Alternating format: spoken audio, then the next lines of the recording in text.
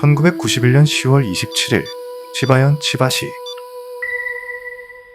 일본 와카바구 타베타초의 한 국도변에서 중학교 1학년 여학생 한 명이 사라졌습니다.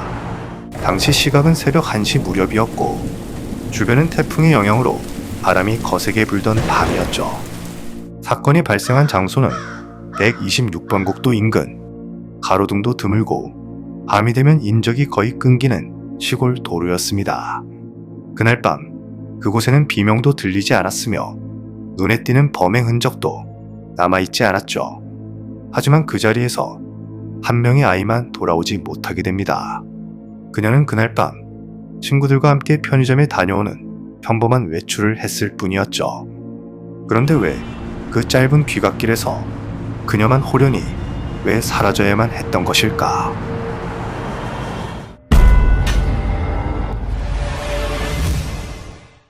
먼저 피해자였던 그녀의 이름은 사쿠마 나나, 당시 14세 중학교 1학년 여학생이었습니다. 사건 당일 함께 있던 인물은 같은 학교에 다니던 3명의 동급생이었죠.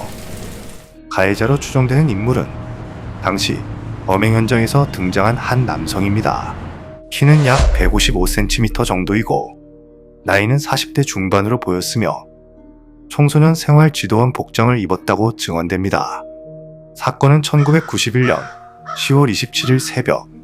그날 밤 나나는 친구 3명과 함께 자전거를 타고 집에서 약 4km 떨어진 편의점으로 향했습니다. 단순히 편의점에 야식을 사기 위한 외출이었죠.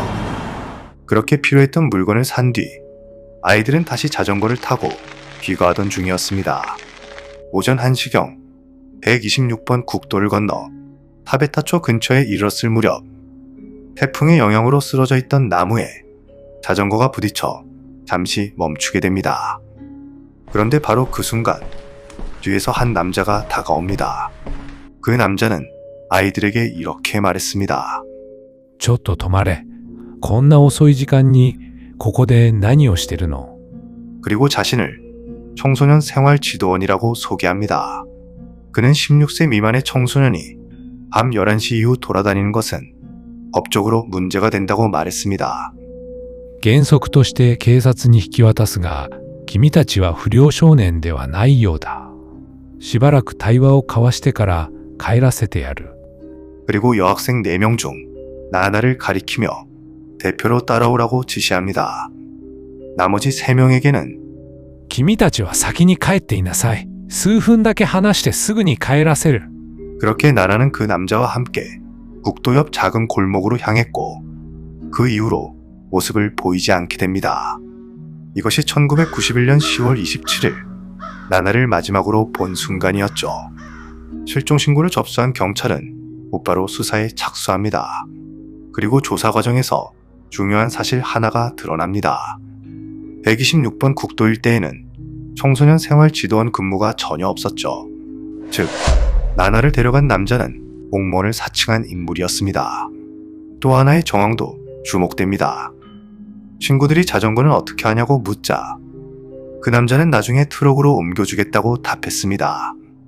이 말은 범인이 이미 차량을 이용하고 있었고 현장을 우연히 지나친 것이 아니라 계획적으로 접근했을 가능성을 알 수 있었죠. 며칠 후 추가 목격 증언도 나옵니다. 사건 당일 오전 1시 20분에서 30분 사이 현장 근처 교차로에서 나나로 보이는 소녀와 남자가 함께 걷고 있었다는 증언이 접수됩니다. 또 오전 4시경 인근 주택가 치시로 다이 방향에서 두 사람이 걷는 모습을 봤다는 목격자도 나타납니다. 하지만 그 이후 나나의 행적은 완전히 끊기게 되죠. 이 사건에는 여전히 설명되지 않는 의문들이 남아 있습니다. 첫 번째 의문은 범인은 왜 하필 나나만을 정확히 지목했을까? 4명 모두 미성년자였지만 대표로 데려간 대상은 단 1명이었습니다. 두 번째 의문은 청소년 생활지도원 복장과 법조항까지 언급했던 이 남자는 얼마나 치밀하게 준비된 인물이었을까? 우발적인 범행이었다면 이 정도의 설정이 가능했을지는 의문입니다. 마지막 세 번째 의문은 금전 목적의 유괴라면 왜 단 한 차례 요구도 없었을까? 실제로 가족에게는 어떠한 연락도 오지 않았죠.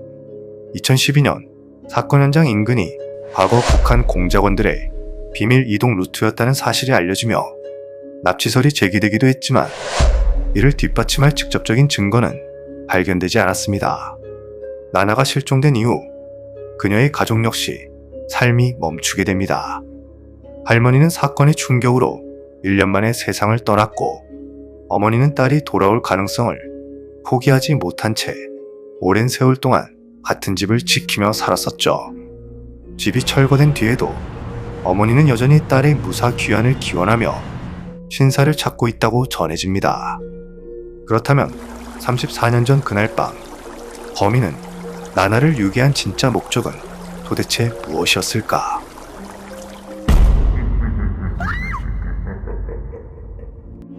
어두운 새벽, 북도에서 벌어진 짧은 대화와 선택 하나가 만들어진 비극적인 실종 사건.